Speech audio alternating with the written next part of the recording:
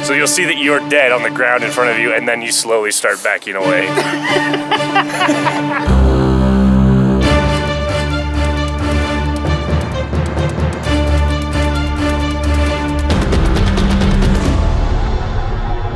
What do you want people to get out of these Nano episodes? You know, I want to make people cry, laugh, spasm, orgasm, anyasm. Mainly to orgasm. Someone doesn't get off at least 2 to 3 times per episode. We've not done our jobs. Basically, we're not actually recording. It was a ruse to douse Clancy in water and bring him out in the frigid morning air. We'll tell him in about an hour.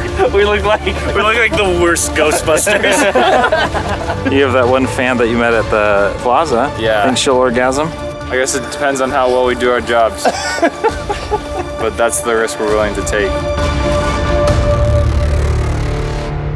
2014, we jumped into shooting the Nano episodes, which was a huge relief to me because those were something that were still hanging out there from our season 2 Kickstarter. There were many people that donated a certain amount that in return for their generous gift were given the opportunity to basically write an episode of Transolar. So we sent out these surveys with wacky, ridiculous questions, anticipating that when they filled out those answers, they would actually fill out a script we had written at the same time. Their answers were basically incorporated as either lines of dialogue or they affected certain things and elements that would appear in the episodes. Jaeger bomb.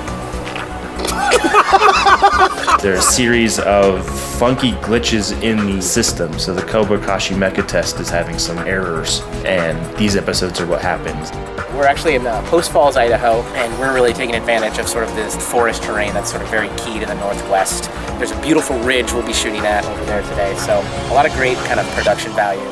One of the first things Jade had sort of spoken to when we were on the tech scouting location was the color palette of the location. We had some dark browns with the dirt, the earth, the rocks, the trees. Jade, our cinematographer, came up to me and he said, hey, actually he didn't come up to me, he said it over Facebook. He said, hey, no greens, grays, no blacks, no dark colors for these episodes.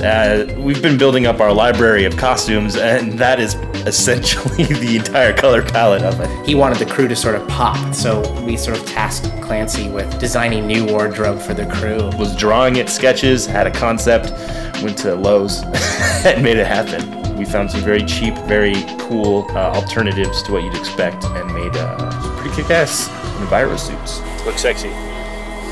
We had a lot of people come out this time that hadn't worked on our production but just wanted to because they'd seen some of our episodes and were willing to give their time, which we are, of course, more than willing to accept because we know a lot of talented people who do some amazing stuff. I don't know, I think it was like the first time, other than I guess maybe episode 4, where we see like the crew kind of out in the wilderness interacting. It was kind of fun. It's no longer individual shots of us reacting to people who aren't there on green screen, but actually getting the chemistry that comes from us performing with each other and the relationships we've actually kind of built with each other over the last couple years, just kind of coming through naturally. Action. Okay, come on, boys. Okay, now that I expected it. Okay. Right. You're rolling. Here we go, right away. Ready. Okay. Ready. Giggles. And action. All right, you got it.